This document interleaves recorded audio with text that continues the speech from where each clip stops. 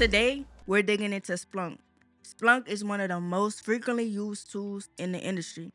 If you're trying to become a SOC analyst or an engineer, understanding how to read logs is a non negotiable.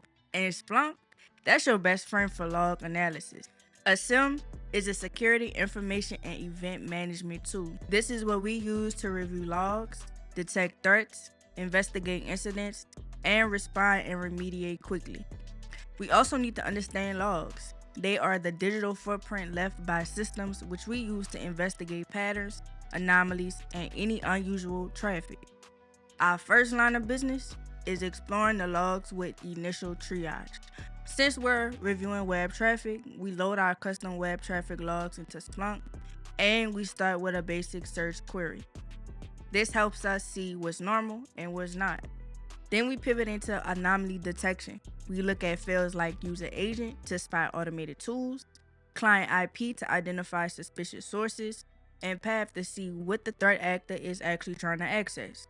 Right away, we found one IP doing way too much, so we have to investigate it. Logs can be a bit overwhelming with a whole lot of information, so we need to filter out the legitimate activity so we're only reviewing the suspicious activity. In real-world scenarios, one quick way to spot attackers is to look for traffic from unusual browsers. We could run this query and we could see right away the noisiest attacker sits at the top. Now that we have identified the top suspicious IP, we can trace the entire attack chain step by step.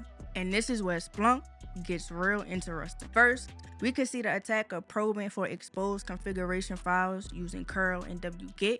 Classic recon, all returning 404 and 403 errors.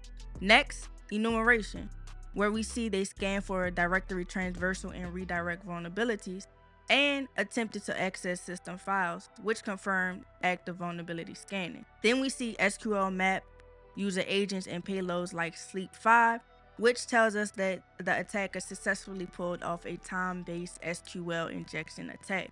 But they wasn't done. They then continued attempting to download backup and log archives. Big red flag. Finally, the logs show a web shell execution, commands run through shell.php, and the file bunnylock.bin, which looks like ransomware staging and full remote code execution.